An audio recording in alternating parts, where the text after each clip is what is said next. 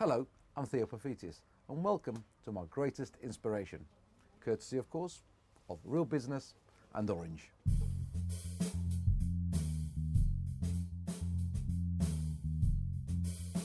Theo started his career at the age of 16 as a T-boy filing clerk with Lloyd's of London insurance brokers before making his first foray into retail at the age of 18. 2 years later, he moved into finance and property, specialising in turnarounds. He set up his own company at the age of 23. In the following years, he purchased and turned around ailing companies like Movie Media Sports, Ryman the Stationer, Contessa and Licenza lingerie chains, and Partners the Stationer.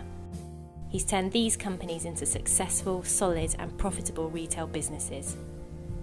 During this time, he spent 8 years as chairman of Millwall Football Club, taking it out of administration, into the Championship and into the FA Cup final. He was also a director of the Football League and an FA councillor.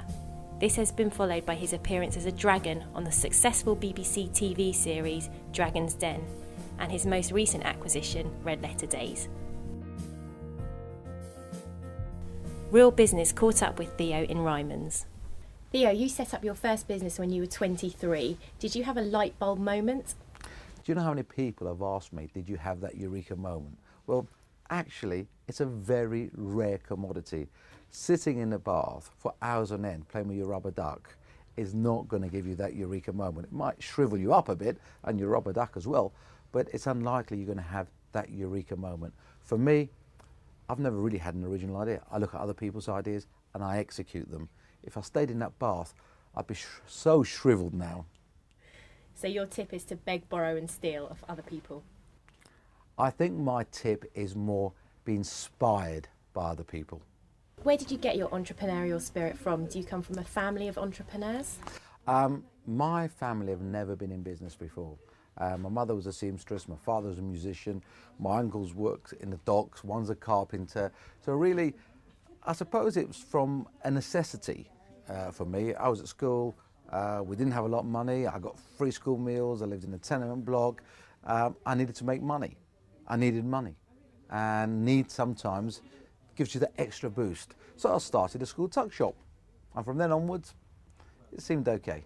So if you couldn't really turn to your family for specific business advice, who did you go to for tips? Who was your sort of mentor? Well, I didn't actually have a mentor. Mentors, the word mentor, even back in the early 70s, wasn't a popular word. Business wasn't popular. I'm not sure I could even tell you where you went for business advice in the 70s.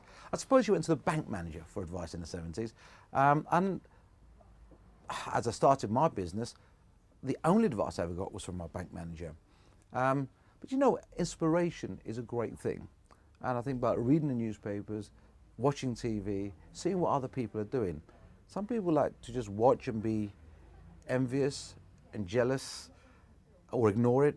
For me, I watch people being successful, and for me, it was inspiration. I mean, have you ever had a particular role model in business? You know, if you have to look at all the other entrepreneurs in Britain today, who do you rate? It'd be really unfair to pick one person above all else because I'd lose half my friends. I think the UK has got some fantastic entrepreneurs, good entrepreneurs, solid entrepreneurs, and you know, for me, I just like to be as good as them. What's been the best idea of moment that you've had since starting your businesses, or is there another business that you wish you'd started up? Is there another business I wish I'd started up?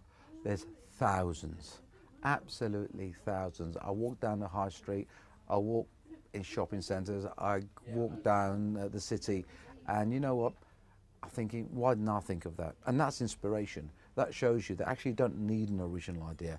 Again, going back to one of our earlier questions about, you know, the eureka moments. You don't need a eureka moment. I have never ever had an original idea in my whole life.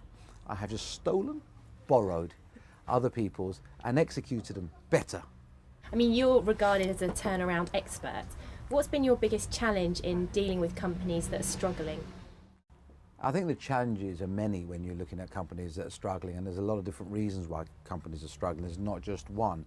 But the biggest challenge for me is always to make sure the people that work in that organisation believe and they follow me. And you know what? When people believe in you and follow you, you don't have to be 100%, but they still follow you, and that will make it a success. Talking about your employees, how do you inspire those around you? Inspiration comes from many different ways. One man can't be everything to everybody, and I think leading from the front is important, making sure that people realise that you care about them, making sure that people realise that actually you want them to be a flower in your garden. But it's not always possible. Sometimes they've got to go and be a flower in somebody else's garden. So, you know, you've got to be realistic about it. But being approachable is like the most important thing for me, that anyone can approach me, anyone can speak to me, and people know who I am, not just as the boss, but know me as Theo.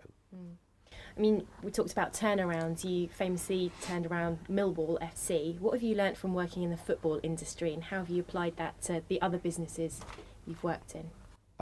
One thing I did learn about the football industry is that you need an asbestos suit the minute you join it, because undoubtedly you're going to be burnt at some stage. How many times, God knows.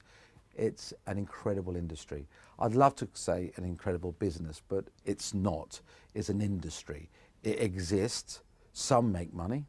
Some lose a huge amount of money. The money generated from it on its own doesn't substantially sustain it. So it always needs benefactors. And any business that needs a benefactor is a difficult business. In terms of inspiring the next generation of entrepreneurs, how are you going about doing that? Do you act as a mentor? How are you inspiring budding young entrepreneurs? Well, mentoring is an important factor of young people's life these days, and I think it's important and more people should do it. I'm involved with the university in Huddersfield, where I'm part of a academic degree that's taking place there, one of the first. I'm retail championing the apprenticeship scheme for retail, and able to talk to apprentices and actually help them get a career in retail. So I think the important thing for people like myself is, who have managed to obtain a certain level of profile, is using that profile well and try and devote as much time as is possible to actually help others who actually want to be as successful as you, and in some ways want your job, which is a bit worrying. But there we are, it's good competition. If you had to pick 3 things that make a great entrepreneur, particular characteristics, which 3 would you pick? Single-mindedness is very important, and that's something that, you know, I think people have to have. But you've got to link that with the ability to listen. Single-mindedness without the ability to listen is a disaster. Throw in some passion. Garnish it with a bit of common sense, and you're practically there. Okay. And finally, which of your fellow entrepreneurs do you think displays those characteristics the most? I couldn't possibly get into that discussion. I'd upset too many people, but I can honestly say that in the den, we are all massively, massively competitive with each other. And the great thing about Dragon's Den, it's real. We compete. It's real cash. We don't know who's coming up the stairs. We are actually, you've got 5 egos in a room that want to be number 1.